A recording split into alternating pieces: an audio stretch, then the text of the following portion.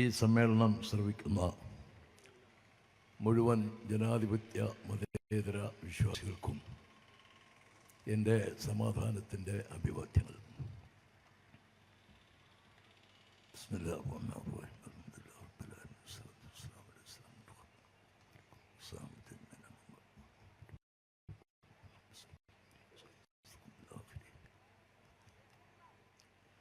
ഈ സമ്മേളനത്തിൻ്റെ ബഹുമാനീയനായ അധ്യക്ഷൻ ഈ വേദിയെയും സദസ്സിനെയും ധന്യമാക്കിയിരിക്കുന്ന ബഹുമാനപ്പെട്ട പണ്ഡിതന്മാരെ, നേതാക്കളെ, സഹോദരങ്ങളെ, സുഹൃത്തുക്കളെ, ഇന്നലെ കേരളത്തിൻ്റെ ബഹുമാനീയനായ വ്യവസായ വകുപ്പ് മന്ത്രി രാജീവ് സാറും ഞാനും കൂടി ആലുവ പ്രയാറിൽ ഒരു സമ്മേളനത്തിൽ സംബന്ധിച്ചു. അതൊരു പാലിയേറ്റീവ് സെൻ്ററിൻ്റെ ഉദ്ഘാടനമായിരുന്നു. കിടപ്പ് രോഗികളെ ഉപകരണങ്ങളെല്ലാം കൊടുത്തേച്ച് സഹായിക്കുന്ന ഒരു നല്ല പദ്ധതി 8 വർഷമായി നടക്കുന്നതാണ്. അപ്പോൾ ഇന്നലെ അദ്ദേഹം ബഹുമാനപ്പെട്ട മന്ത്രി സംസാരിച്ചപ്പോൾ കിടപ്പ് രോഗികൾ ശരീരം അവശരായി കിടക്കുന്നു, ശുശ്രൂഷിക്കുന്നവർ മാനസികമായി അവശത അനുഭവിക്കുന്നുണ്ട്. ഞാൻ ഇച്ചിരി മാനസിക അവശത അനുഭവിക്കുക. ഇവിടെ ഇപ്പോൾ തന്നെ ഇങ്ങോട്ട് പോരാൻ നേരത്ത് 2 ടെൻഷൻ. ഒന്ന് വിളിയോട് വിളി. SDPIയുടെ സമ്മേളനത്തിന് ഉസ്താദ് പോന്നോ എന്ന് ചോദിച്ചു. പിന്നെ ട്രാഫിക് തടസ്സം. അപ്പോൾ ഞാൻ പറഞ്ഞ്, ഞാൻ SDPI രാഷ്ട്രീയത്തിലുള്ള ആളല്ല, SDPIയിലും ഇല്ല, ഒരു രാഷ്ട്രീയത്തിലുമില്ല. എല്ലാ രാഷ്ട്രീയത്തോടും ദക്ഷിണ കേരള ജമിയത്തുലമയ്ക്ക് സമദൂര സിദ്ധാന്തമാണ് ഉള്ളത്. ഏതെങ്കിലും രാഷ്ട്രീയ പ്രസ്ഥാനം അല്ലെങ്കിൽ ഏതെങ്കിലും ഒരു രാഷ്ട്രീയ പ്രസ്ഥാനത്തോട് വിധേയത്വം കാണിച്ച് അവരിൽ നിന്ന് എന്തെങ്കിലും അധികാരം നേടിയെടുക്കണമെന്നോ ദക്ഷിണ കേരള ജമിയത്തുലമ ഈ കാലം വരെ ആഗ്രഹിച്ചിട്ടില്ല. എന്തെങ്കിലും വന്നെങ്കിൽ ഇങ്ങനെ പുറകെ വഴിയേ വന്നിട്ടേ ഉള്ളൂ. അതപ്പോൾ ഹജ്ജ് കമ്മിറ്റി ചെയർമാൻ എന്നൊക്കെ പറഞ്ഞത് അന്നത്തെ വകുപ്പ് മന്ത്രി KT ലജി സാഹിബിനോട് ഞാൻ സേവനം ചെയ്തോളെ, എന്നെ ആ ചുമതല ഏൽപ്പിക്കരുത് എന്ന് ആവർത്തിച്ച് പറഞ്ഞതാണ്.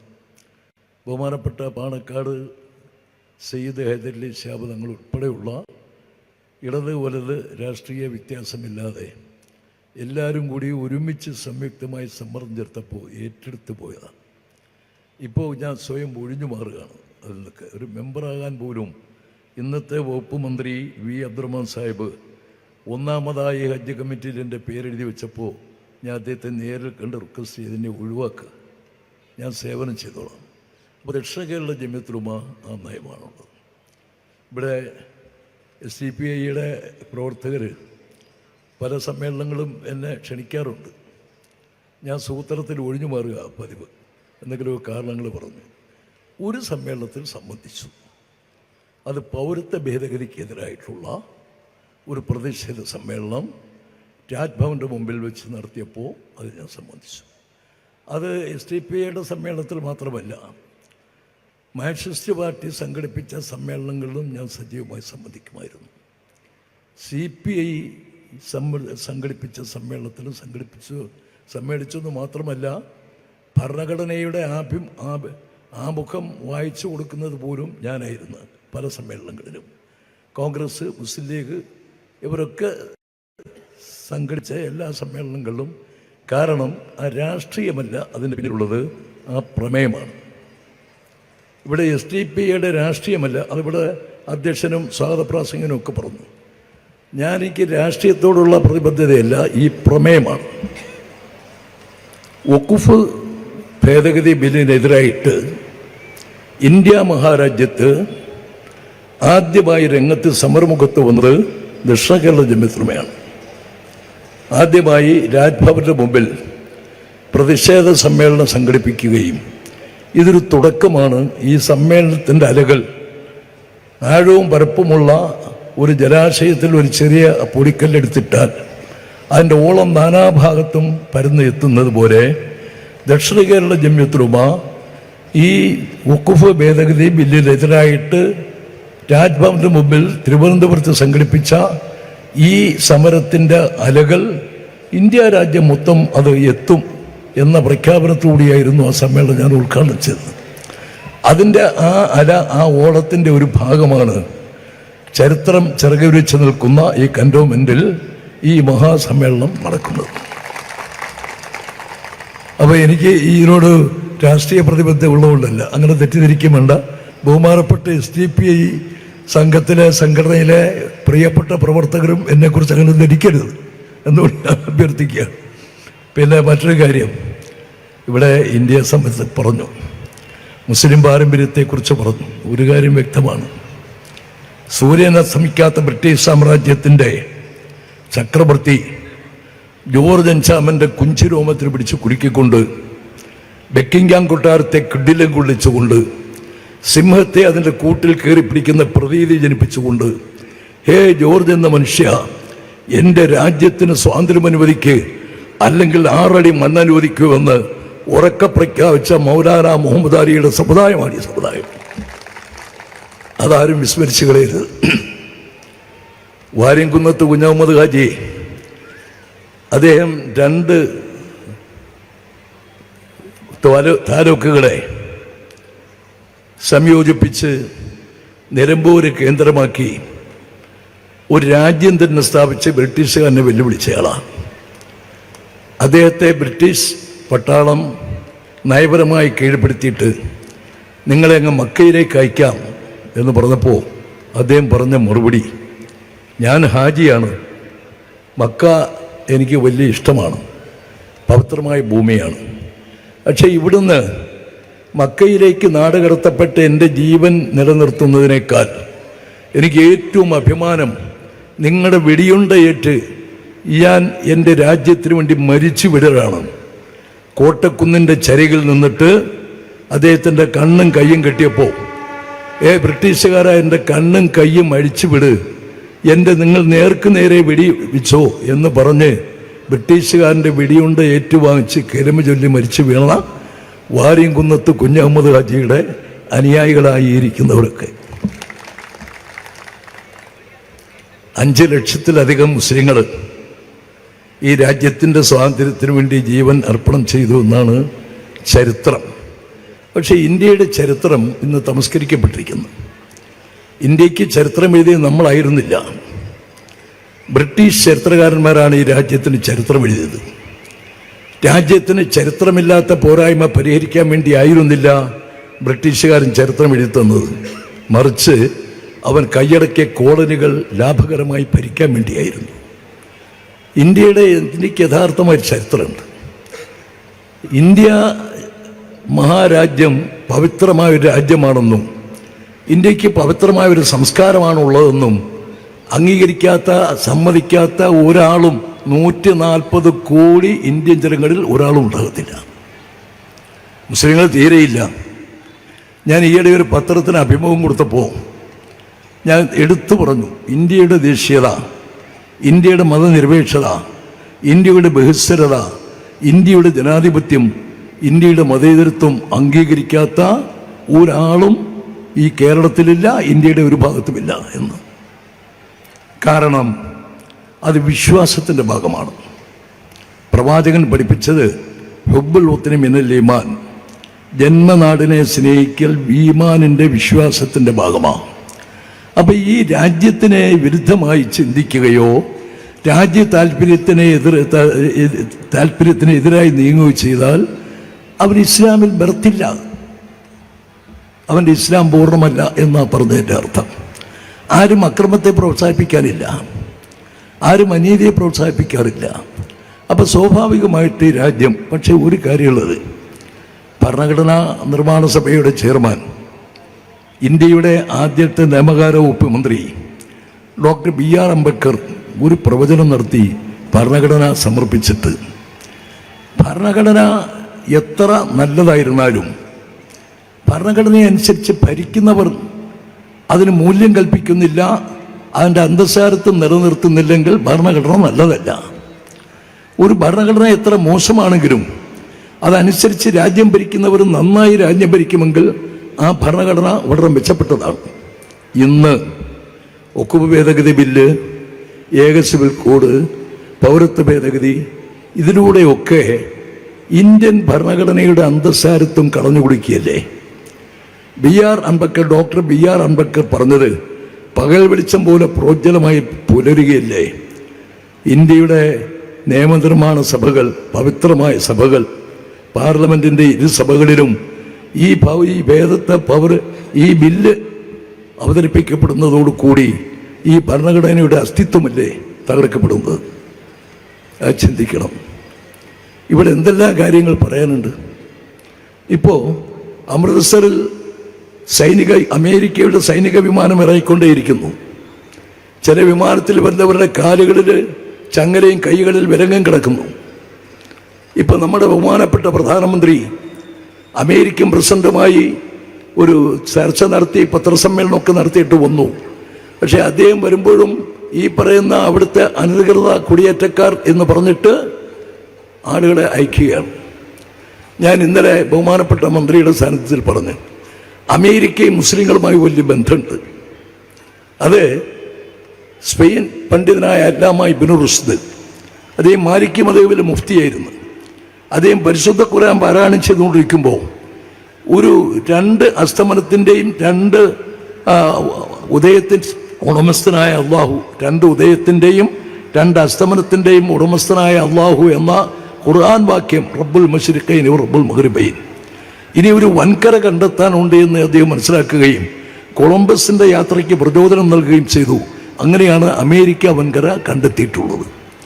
ആ അമേരിക്കയിൽ നിന്ന് ഭൂമി എല്ലാവർക്കും ഒരുപോലെ അവകാശപ്പെട്ടതാണ്, പ്രകാശം എല്ലാവർക്കും ഒരുപോലെ അവകാശപ്പെട്ടതാണ്, വെള്ളവും വായും എല്ലാവർക്കും ഒരുപോലെ അവകാശപ്പെട്ടതാണ്.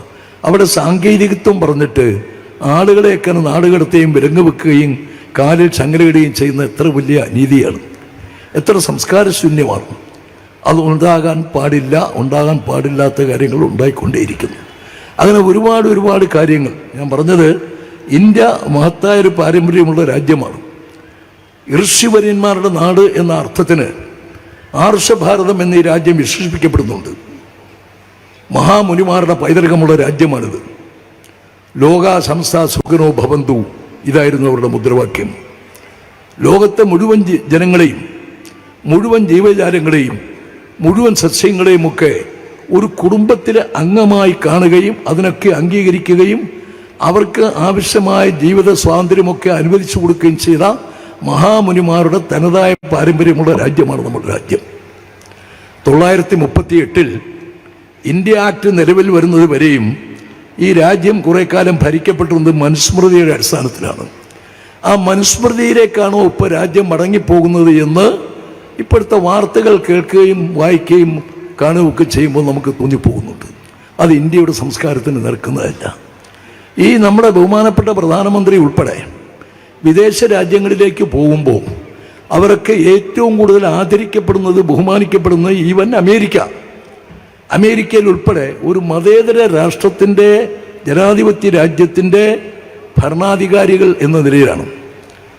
സാഹിത്യകാരന്മാർ ഇന്ത്യ മഹാരാജ്യത്തെ വിശേഷിപ്പിച്ചത് ഉദ്യാനം എന്നാണ്.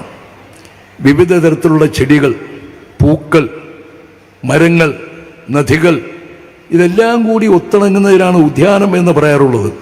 അതുപോലെ നമസ്കാരത്തഴമ്പും ചന്ദനക്കുറിയും കുരിശും സിഖുകാരുടെ ദാടിയും തലപ്പാവും എന്ന് വേണ്ട മുഴുവൻ ചിഹ്നങ്ങളും ഒത്തുണങ്ങുന്ന ഒരു വലിയ രാജ്യം. അങ്ങനെ അറേബ്യയിൽ നിന്ന് തൗഹീദിൻ്റെ കാഹളവും മുടക്കിക്കൊണ്ടുവന്ന മുസ്ലിങ്ങളെ ഈ രാജ്യം സാധിച്ചത്. യൂറോപ്പിൽ നിന്ന് കുരിശിൻ്റെ സംസ്കാരവുമായി വന്ന ക്രൈസ്തവ സമൂഹത്തെ ഈ രാജ്യം സ്വാഗതം ചെയ്തു. മധ്യേഷ്യയിൽ നിന്ന് ഇറുകേത സൂക്തങ്ങൾ ഉരുവിട്ടു വന്ന ആര്യ സമൂഹത്തെ ഈ രാജ്യം സ്വാഗതം ചെയ്തു. ഐതിഹ്യത്തിലൊരു കഥയുണ്ട്, ആ രാമരാവണ യുദ്ധം എന്ന്. അല്ല, ഞാൻ അതിൻ്റെ ഉള്ളിൽ കയറി നോക്കുമ്പോൾ ഞാൻ മനസ്സിലാക്കിയത് ആര്യ ദ്രാവിഡ യുദ്ധമാണ്. ഇന്ത്യയുടെ അടിസ്ഥാന വർഗമായ ദളിതുകളെ, ദ്രാവിഡന്മാരെ ആര്യ സമൂഹം അടിച്ചോടിച്ചു ഈ രാജ്യത്തിൻ്റെ ആധിപത്യം കൈക്കലാക്കി. അതിന് അങ്ങനെയുള്ള ഒരു യുദ്ധമാണെന്ന ഇന്ത്യയുടെ ചരിത്രത്തിലൂടെ ഞാൻ മനസ്സിലാക്കിയത്. ഇന്ത്യയുടെ ചരിത്രം ഇപ്പോൾ പലർക്കും അറിയില്ല. വാടക ചരിത്രകാരന്മാർ നമുക്ക് ചരിത്രം എഴുതുന്നുണ്ട്. സിനിമ ആർട്ടിസ്റ്റുകൾ ചരിത്രം എഴുതുന്നുണ്ട്. ഇന്ത്യയുടെ യഥാർത്ഥമായ ചരിത്രം കണ്ടെത്തണം. ഇന്ന് മാർക്കില്ലാത്തവർക്ക് കടന്നുകൂടാനുള്ള ഒരു സബ്ജക്റ്റായി ചരിത്രം അധിപ്പതിച്ചിരിക്കുന്നു, ഹിസ്റ്ററി. അത് മാറണം. ഇന്ത്യയുടെ യഥാർത്ഥമായ ചരിത്രം കണ്ടെത്തിയാൽ, അത് പഠിപ്പിച്ചാൽ, അത് പഠിച്ചാൽ ഇന്ന് കാണുന്ന ഈ അലോസരങ്ങൾക്കൊക്കെ കൃത്യമായ പരിഹാരം കണ്ടെത്താൻ കഴിയുമെന്ന കാര്യത്തിൽ തർക്കമില്ല. എന്തിനാണ് ഇവിടെ മുസ്ലിം സമുദായം ഈ വഖഫ് ഭേദഗതി ബില്ലിനെ എതിർക്കുന്നത്? എന്തിനാണ് ഇവിടെ ഈ സമ്മേളനം കൂടിയത്? ഒരു കാര്യം മനസ്സിലാക്കണം, മുസ്ലിങ്ങൾക്ക് വലിയ കനത്ത ഭയമുണ്ട്, ആശങ്കയുണ്ട്. 1528 അയോധ്യയിൽ ബാബരി മസ്ജിദ് നിർമ്മിച്ചു ബാബരി ചക്രവർത്തി. ആർക്കും തർക്കമില്ല. അന്നുമുണ്ട് ശ്രീരാമൻ്റെ അനുയായികൾ, ശ്രീരാമദേവൻ്റെ അനുയായികൾ അന്നുമുണ്ട്, UP-യിലുണ്ട്. പക്ഷെ ആർക്കും തർക്കമില്ല. കാരണം അന്നത്തെ ആളുകൾക്ക് അതിൻ്റെ യാഥാർത്ഥ്യം അറിയാം. അതുകൊണ്ട് 1528 നിർമ്മിതമായ പള്ളിയിൽ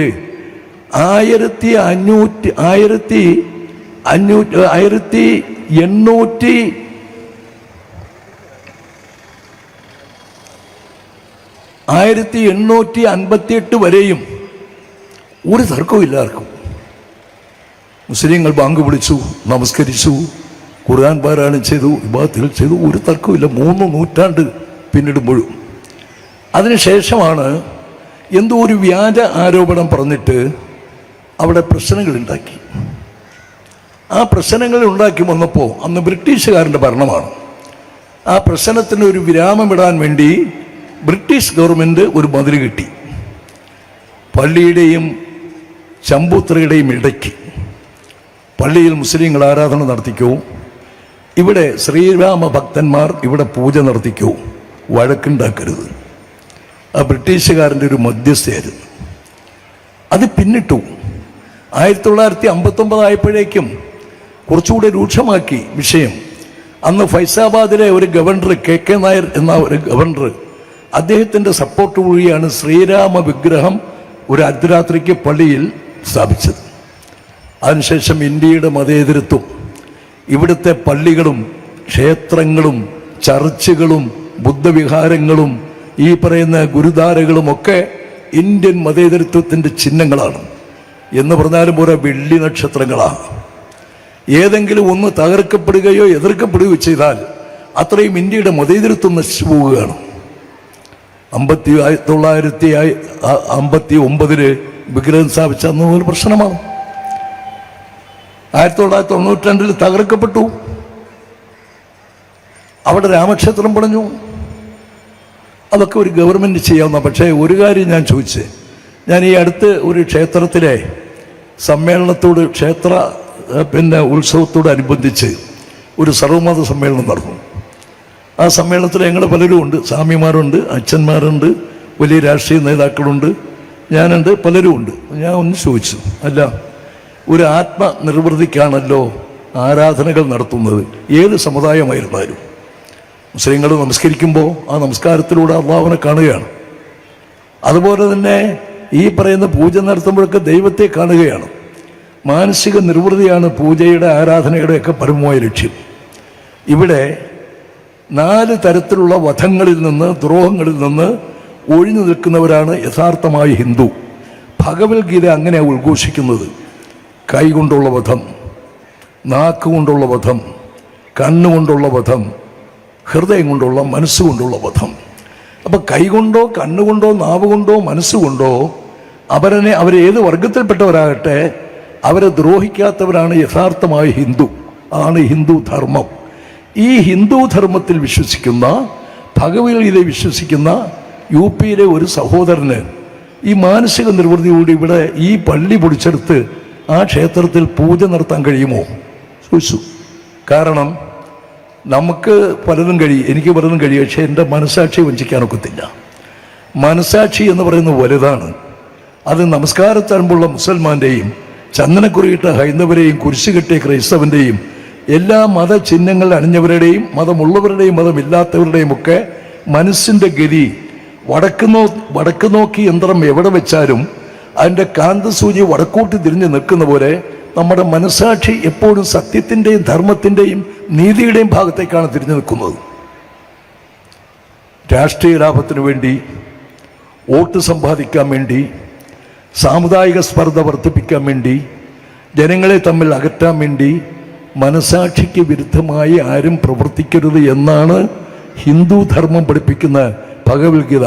അത് തന്നെയാണ് ഖുർആനും പഠിപ്പിക്കുന്നത്. ഒരു നിരപരാധി കൊല്ലപ്പെട്ടാൽ ലോകത്തെ മുഴുവൻ ആളുകളും കൊല്ലപ്പെടുന്നതിന് സമാനമാണത്. ഒരു നിരപരാധിയുടെ ജീവൻ ഭദ്രമാക്കിയാൽ ലോകത്തെ മുഴുവൻ ആളുകളെയും ജീവിപ്പിക്കുന്നതിന് തുല്യമാണത്. നീ ഭക്ഷണം കഴിച്ച് അത്താഴം കഴിച്ച് വയറു നിറച്ച് ജീവിക്കുമ്പോൾ അയൽവാസി പട്ടിണി കിടക്കുകയാണെങ്കിൽ അങ്ങനെയുള്ളവർ ഈ സമുദായത്തിൽപ്പെട്ടവരല്ല. അയൽവാസി എന്ന് പറയുന്നത് ഏത് വർഗത്തിൽപ്പെട്ടവരാകട്ടെ, മനുഷ്യൻ, അയൽവാസിയായ ഒരു മനുഷ്യൻ പട്ടിണി കിടക്കുമ്പോൾ വയറു നിറച്ച് അത്താഴം കഴിച്ച് ജീവിക്കുന്ന ഒരു മുസൽമാൻ ഈ സൊസൈറ്റിക്ക് പുറത്താണെന്ന് പ്രവാചകൻ കൽപ്പിച്ചു, പ്രഖ്യാപിച്ചു. ഭാരം ചുമക്കുന്ന ഒരു മൃഗത്തെ മെലിഞ്ഞൊട്ടിയ നിലയിൽ കണ്ടപ്പോൾ അതിൻ്റെ ഉടമസ്ഥനെ വിളിച്ചിട്ട് താക്കീത് ചെയ്തു, നീ നീതി പുലർത്തണം ഈ മൃഗത്തോട്, അതിനെക്കൊണ്ട് ജോലി ചെയ്യിക്കാൻ അതിന് കൃത്യമായ ആഹാരവും ഭക്ഷണവും കൊടുക്കണം എന്ന്. ഒരു തെറ്റുകാരിയായ ഒരു പെണ്ണ് ഒരു തെരുവു നായ്ക്ക് വെള്ളം കോരി കൊടുത്ത കാരണത്താൽ അവിടെ എല്ലാ പാവങ്ങളും പുറത്തു കൊടുക്കപ്പെട്ടു, അവിടെ സ്വർഗത്തിൻ്റെ അവകാശിയായി എന്ന് പ്രവാചകൻ പ്രഖ്യാപിച്ചു. അതാണ് നീതി. ആ തരത്തിലുള്ള ജീവിതമാണ് മനുഷ്യ സമൂഹത്തിൻ്റെ ഇടയിൽ ഉണ്ടാകേണ്ടത്.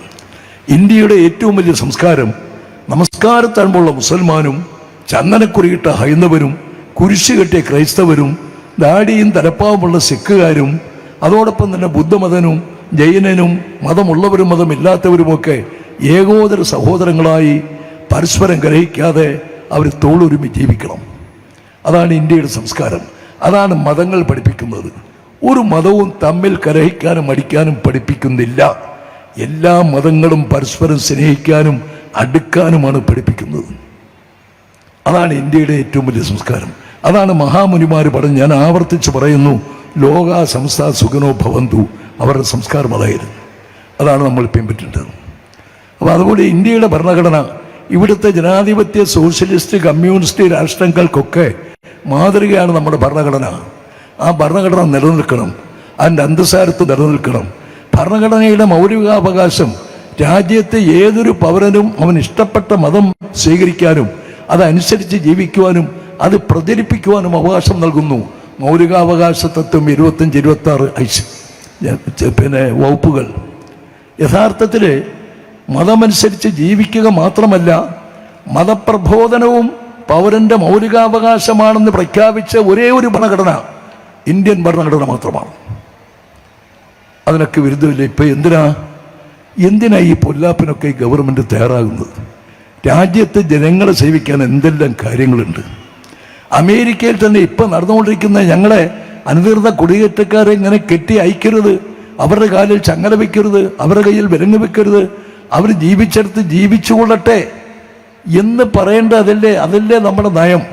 ഇപ്പം ഞങ്ങൾ മുനമ്പം സമരം ചെയ്യുന്നു. അതായത് അവിടെ ഫറൂഖ് കോളേജിന് സെയ്ദി സാഹിബ് ഉൾപ്പെടെയുള്ള ഒരുപാട് പേര് നേരത്തെ ഇവിടെ സൂചിപ്പിച്ചവർ കുറേ നല്ല കണ്ണായ വസ്തുക്കൾ ഒക്കുമി ചെയ്തു. പല സമ്പത്തും അവർ ഒക്കുമി ചെയ്തു. വിദ്യാഭ്യാസത്തെ തെക്കേ ഇന്ത്യയിലെ അൽ അസ്ഹർ എന്ന് വിശേഷിപ്പിക്കപ്പെടുന്ന ഒരു വിദ്യാലയമാണ് ഫറൂഖ് കോളേജ്. അവിടെ നമ്മുടെ ഈ കൊച്ചിക്കാരനായ മേമൻ സേട്ട്, അത് നമ്മുടെ ഇബ്രാഹിം സുലൈമ സേട്ടിൻ്റെ ഒരു കുടുംബ കോതറകമാണ്. ആ വിഭാഗത്തിൽപ്പെട്ടതാണ് മേമൻസ് എന്ന് പറയും, കച്ച് മേമൻസ്. അതിൽപ്പെട്ട ഒരാളാണ് മുഹമ്മദ് സിദ്ദീഖ് സേട്ട്. 404 ഏക്കർ 76 സെന്റ് ഒക്കുഫ് ചെയ്തു. അത് അടുത്ത കാലത്ത് എന്തെല്ലാം വിവാദങ്ങൾ. ഒക്കുഫ് അല്ല എന്ന് തന്നെ പറയുന്നത് പരവൂർ സബ് കോടതിയിൽ അത് ഒക്കുഫാണെന്ന് 4 പ്രാവശ്യം സത്യവാങ്മൂലം സമർപ്പിച്ച ഫറൂഖ് കോളേജുകാർ ഇപ്പോൾ പറയുന്നത് ഒക്കുഫല്ല എന്ന്. ഞാൻ കമ്മീഷൻ്റെ മുമ്പിൽ പറഞ്ഞു, ഞങ്ങളുടെ സമുദായത്തിൻ്റെ 1-ാം പ്രതി ഫറൂഖ് കോളേജാണെന്ന്. ഒരു അമാനത്ത് അവരെ ഏൽപ്പിച്ചപ്പോൾ അത് അവർ സൂക്ഷിച്ചില്ല, കൈകാര്യം ചെയ്തില്ല. അപ്പം നമ്മൾ അതിനുവേണ്ടി ഈ പറയുന്ന ശബ്ദിക്കുമ്പോഴൊക്കെ ഒന്ന് പറയാറുണ്ട്, അവിടുത്തെ കുടികിടപ്പുകാരെ മാന്യമായി പുനരധിവസിപ്പിക്കണം. ഗവൺമെൻറ് അതിന് മുന്നോട്ട് വരുമ്പോൾ മുസ്ലിം സമുദായം നിഴല് പോലെ ഗവൺമെൻറ്റിനോടൊപ്പം നിൽക്കും. എന്നിട്ട് വേണം ഒക്കെ സംരക്ഷിക്കേണ്ടത്. അത് നമ്മുടെ നീതിയാണ്. അങ്ങനെ ചെയ്യാവൂ. കമ്മീഷനോടും അത് തന്നെ പറഞ്ഞേ. ഗവൺമെൻറ്റിനോടും അത് തന്നെയാണ് പറയുന്നത്. പക്ഷേ വഖഫ് സംരക്ഷിക്കപ്പെടുന്നത് നിർബന്ധമാണ്. ഇവിടെ മരടിൽ കുറേ ഫ്ലാറ്റുകൾ പൊളിച്ച് അവിടെ ബഹുമാനപ്പെട്ട ഹൈക്കോടതിയുടെ സിംഗിൾ ബെഞ്ചിൻ്റെ ഉത്തരവാണ്, കായലിൽ നിന്ന് നിശ്ചിത ദൂരം പാലിക്കാതെയാണ് ആ ഫ്ലാറ്റുകൾ ഉണ്ടാക്കിയത്. അപ്പോൾ സാങ്കേതികത്വത്തിനെതിരാണ്, അതുകൊണ്ട് പൊളിക്കണമെന്ന് പറഞ്ഞു. പൊളിക്കപ്പെട്ടു. ചെയ്തതിനേക്കാൾ കൂടുതൽ കാശ് പൊളിക്കാൻ ചെലവഴിച്ചു എന്നാണ് കേൾക്കുന്നത്. ഞാനും ആ സമരത്തിൽ പോയൊന്ന് പ്രസംഗിച്ചയാളാണ്. പക്ഷെ എന്താ സംഭവം? അവർ സാങ്കേതികത്വം സംരക്ഷിക്കലാണ്. ഇവിടെ മുനമ്പത്ത് അതല്ല, മുനമ്പത്തൊരു നിയമം പരിരക്ഷിക്കലാണ്. അപ്പോൾ സാങ്കേതികത്വത്തിന് വേണ്ടി ഇത്രയും വലിയ നഷ്ടം സഹിച്ചെങ്കിൽ ഇവിടെ നിയമം പരിരക്ഷിക്കാൻ വേണ്ടി അവരെ പുനരധിവസിപ്പിക്കണം.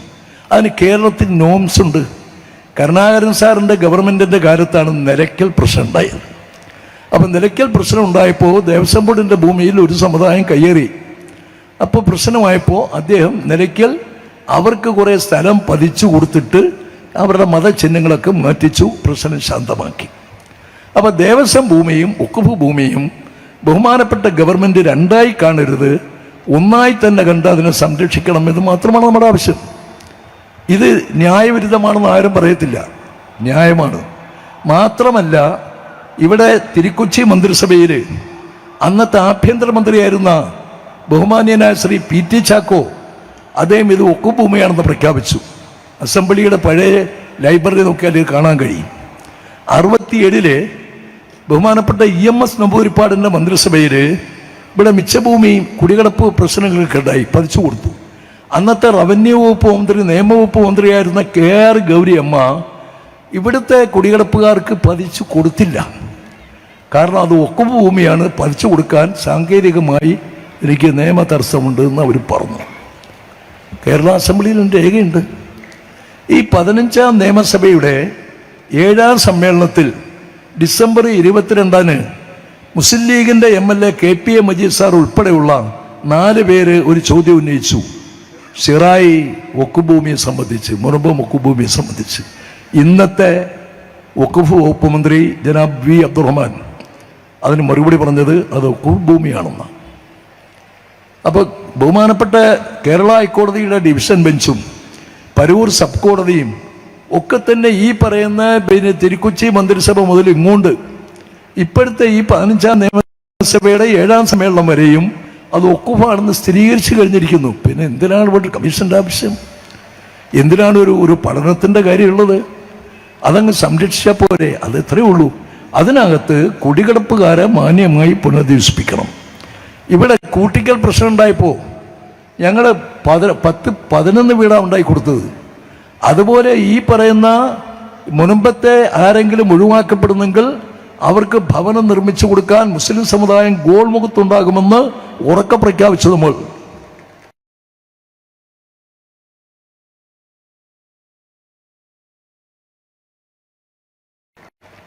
ത്തിൻ്റെയോ വർഗത്തിൻ്റെയോ വർണ്ണത്തിൻ്റെ ഇടയിലൊന്നും യാതൊരു വ്യത്യാസവുമില്ല. അങ്ങനെ വ്യത്യാസം കൽപ്പിക്കാൻ പാടില്ല. മനുഷ്യത്വത്തിലാണ് വില, മാനുഷിക മൂല്യങ്ങൾക്കാണ് വില കൽപ്പിക്കേണ്ടത്, നീതിക്കാണ് വില, ഈ ധർമ്മത്തിനാണ് വില കൽപ്പിക്കേണ്ടത്.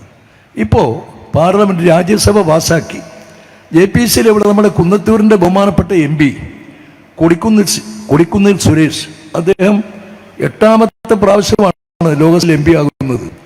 ഇപ്പോൾ പ്രോട്ടേം സ്പീക്കറെ എടുത്തപ്പോൾ യഥാർത്ഥത്തിൽ അദ്ദേഹത്തിനാണ് എടുക്കേണ്ടത്.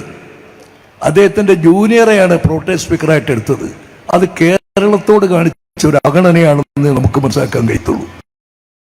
അല്ലെങ്കിൽ കൊടിക്കുന്നിൽ സുരേഷ് പ്രോട്ടേം സ്പീക്കറായിട്ട് ഈ MP-മാർക്കെല്ലാം സത്യവാചകം ചൊല്ലിക്കൊടുക്കേണ്ടതാണ്. അത് ചെയ്തില്ല. അത് കേരളത്തോടുള്ള ഒരു അവഗണന എന്നേ മനസ്സിലാക്കാൻ കഴിയും. അത് ഇപ്പോഴത്തെ ബഹുമാനപ്പെട്ട നമ്മുടെ കൊല്ലത്തിൻ്റെ തന്നെ മന്ത്രി രാജഗോപാൽ സാറ് എത്ര പ്രാവശ്യം പറഞ്ഞു ഞങ്ങളെ അവഗണിക്കും എന്ന്, സ്വാഭാവികമായി. അപ്പോൾ അതുപോലെ ഇതിപ്പോൾ കേരളത്തിൻ്റെ പ്രശ്നമല്ല, ഇന്ത്യയുടെ മൊത്തം പ്രശ്നമാണ്. എന്തിനാണ് ഈ വഖഫ് ബോർഡ്? അത് ഗവൺമെൻറ് കോൺസ്റ്റിറ്റ്യൂട്ട് ചെയ്തതല്ലേ, അതിനൊരു നിയമമില്ലേ? ഞാൻ 5 വർഷം വഖഫ് ബോർഡിൽ അംഗമായിരുന്നയാളാണ്.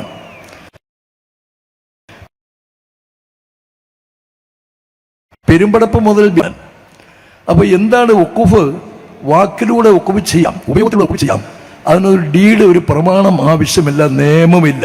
അത് പിന്നെ ഇപ്പം നമ്മുടെ ഇപ്പോഴത്തെ ഒരു നമ്മുടെ സമൂഹത്തിൻ്റെ കാഴ്ചപ്പാടിലാണ് പ്രമാണമൊക്കെ എഴുതുന്നത്. ഇപ്പം സ്വാഭാവികമായി അങ്ങനെ ഒക്കുപി ചെയ്യപ്പെട്ട ധാരാളം ഭൂമികൾ 4000 ഏക്കർ മുതൽ 400 ഏക്കർ വരെ ഉള്ള വഖുഫുകൾ ധാരാളമുണ്ട് വാക്കാൽ ചെയ്തിട്ടുള്ളത്. ഇപ്പം ഇവിടുത്തെ പുതിയ ഭേദഗതി 44 ഭേദഗതിയാണ്. അതിനെതിരായി JPC-യിലെ പ്രതിപക്ഷ അംഗങ്ങൾ ശബ്ദം അംഗീകരിച്ചില്ല ചെയർമാൻ. മാത്രമല്ല നമ്മുടെ ബഹുമാനപ്പെട്ട MP കുന്നത്തൂർ MP കൊടിക്കുന്നിൽ സുരേഷ് അദ്ദേഹത്തിൻ്റെ മണ്ഡലത്തിൻ്റെ ഒരു ഭാഗത്ത് ഞങ്ങളെയൊക്കെ വിളിച്ചുകൂട്ടി, മുഖ്യധാരാ സംഘടനാ നേതാക്കളെ. അതിനെ സംബന്ധിച്ച് അദ്ദേഹം അഭിപ്രായങ്ങൾ സ്വരൂപിച്ചു. അദ്ദേഹം JPC-യിൽ പോയിട്ട് അത് അവതരിപ്പിച്ചു. കേരളത്തിലെ സംഘടനകളുടെ അഭിപ്രായം ഒക്കെ മുഖവിലേക്കെടുത്തില്ല, എടുക്കാതെയാണ് ഇത് അവതരിപ്പിച്ച് രാജ്യസഭ അംഗീകരിച്ചു. ഇനി ലോകസഭയും അംഗീകരിച്ചു കഴിഞ്ഞു. ഇതൊക്കെ വരുമ്പോൾ ഇവിടെ എന്താ സംഭവിക്കാൻ പോണത്? നേരത്തെ ഇവിടെ പറഞ്ഞു ഞങ്ങൾ അംഗീകരിക്കത്തില്ല. അങ്ങനെയല്ല, രാജ്യത്തിൻ്റെ ഫെഡറൽ നിയമം നമ്മൾ അംഗീകരിക്കണം. അത് രാജ്യത്തോടുള്ള സ്നേഹമാണ്. ആരെങ്കിലും ഏതെങ്കിലും ഒരു ഗവൺമെൻറ് എന്തെങ്കിലും ഒരു അബദ്ധം കാണിച്ചാൽ അതിൻ്റെ പേരിൽ നമ്മൾ കലഹം സൃഷ്ടിക്കാൻ പാടില്ല. അതിനെ നമ്മൾ നിയമപരമായി എതിർക്കണം. അതിനിപ്പോൾ ദക്ഷിണ കേരള ജംഇയ്യത്തുൽ ആരുമായിട്ടും സഹകരിക്കാൻ തീരുമാനമെടുത്തു. എന്നിട്ട് ബഹുമാനപ്പെട്ട ഇന്ത്യയുടെ പരമോന്നത നീതിപീഠമായ ബഹുമാനപ്പെട്ട സുപ്രീം കോടതിയെ സമീപിച്ച് ഈ നിയമം അസ്ഥിരപ്പെടുത്താൻ ആവശ്യപ്പെടാൻ ഫയൽ ചെയ്യാൻ തീരുമാനിച്ചു. അപ്പം നിയമപരമായിട്ടാണ് കാര്യങ്ങൾ നമ്മൾ നേരിടേണ്ടത്. ഇവിടെ ജുഡീഷ്യറി ഉണ്ട്, എക്സിക്യൂട്ടീവിന് മുകളിലാണ് ജുഡീഷ്യറി.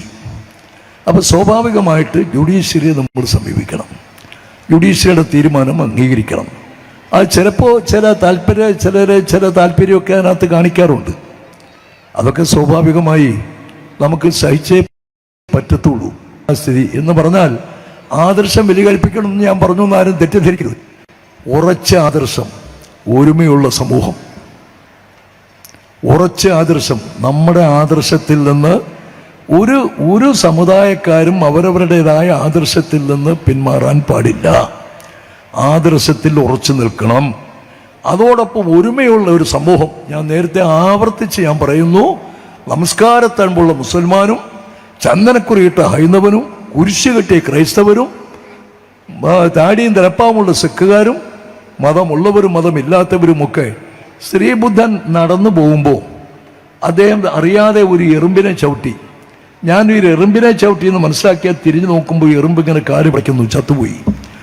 ശ്രീബുദ്ധൻ ഒരു എറുമ്പിനെ അറിയാതെ ചവിട്ടി നോവിച്ചതിൻ്റെ അതിനെ പ്രതിവിധിയായിട്ട് അതിൻ്റെ പ്രായശ്ചിത്തമായി 3 മാസം അദ്ദേഹം തപസ് ചെയ്തു. ഒരു എറുമ്പിനെ അറിയാതെ ചവിട്ടി നോവിച്ചതിന് 3 മാസം തപസ് ചെയ്ത ശ്രീബുദ്ധൻ്റെ സംസ്കാരമുള്ള ഒരു രാജ്യത്ത് ആരെങ്കിലും സാമുദായിക സംഘർഷം ഉണ്ടാക്കുമോ? ആരെങ്കിലും ഈ പറയുന്ന സ്നേഹത്തിനും ധർമ്മത്തിനും എതിര് പ്രവർത്തിക്കുമോ? ഏതെങ്കിലും ആരാധനാലയങ്ങൾക്ക് ഭംഗം വരുത്തുമോ? ഏതെങ്കിലും ഇസ്ലാമിൻ്റെ നിയമം ഒരു ആരാധനാലയം നമ്മുടേതല്ലാത്ത ഒരു ആരാധനാലയത്തിൻ്റെ നേർക്ക് പരിഹാസത്തോടുകൂടി നോക്കാൻ പാടില്ല. അങ്ങനെ നോക്കിയാൽ അവൻ ഈ സൊസൈറ്റിയിൽ നിന്ന് പുറത്താണെന്ന് ഖുർആൻ പഠിപ്പിക്കുന്നു. വലാ തസ്ബുല്ലദീന യദൂന മിൻ ദൂനില്ലാ, പരിശുദ്ധ ഖുർആനാണ്.